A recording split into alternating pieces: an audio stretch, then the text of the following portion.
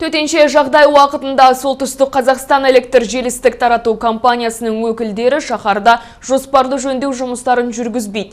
Осының нәтижесінде жарық пен тоқ беру тоқтатылмайды. Сонымен қатар қазіргі режимде қарызы бар абоненттер электр қуатынан ажыратылмайды. Толығырақ келесі бейнематериалда.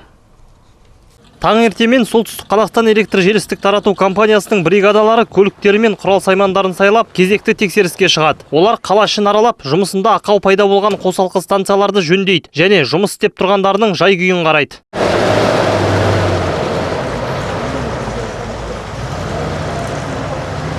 Мына тартымдылық қосалқы станциясы осы ауладағы үйлердің барлығын электр қуатымен қамтамасыз етеді. Кеше мұндағы кабельдердің бірі істен шығыпты. Салдарынан баспаналарға таратылатын энергия азайып қалған. Қазір мамандар заманауи қондырғының көмегімен ақау пайда болған тетікті анықтауда.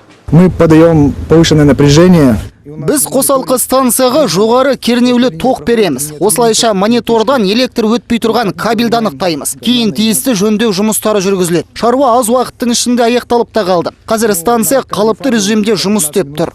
Петропавлда мұндай қосалқы станциялардың 900-ге жуығы бар. Одан бөлек мамандар төтенше жағдай уақытында қала маңындағы блок бекеттерге де таратылатын электр энергиясының тұрақтылығын тексеріп тұрады. Когда по Северо-Казахстанской области был введен режим ЧП, Солтүстік Қазақстан облысында төтенше жағдай жарияланғанда біз қала маңындағы жылжымалы блок бекеттердің бәрін жедел түрде электр қуатына қостық. Бұл шаруа бір күнде атқарылды. Сондай-ақ аудан орталықтарында да осындай жұмыс жүргіздік. Тым алыста орналасқан блок бекеттерге тоқ беру үшін арнайы желілер тұрғыздық және оларға сым тарттық. Қазір компания штаттық режимде жұмыс жүргізіп жатыр. Қалаға электр энергиясын беру ісінде ешқандай кедергі жоқ. Петропавлдықтар үшін маңызды жаңалық. Төтенше жағдай уақытында мамандар шаһардағы жоспарлы жөндеу жұмыстарын уақытша тоқтата тұрмақ. Шаруа қалыпты өмірге оралған шақта бастау алады. Себебі қазіргі таңда тоқ беруді тоқтатуға болмайды дейді сала өкілдері. Сонымен қатар бүгінгідей режимде компанияға қарызы бар абоненттер электр қуатынан ажыратылмайды. Бердімұрат Баймұқан, Михаил Казачеев, муниципалдық телеарна.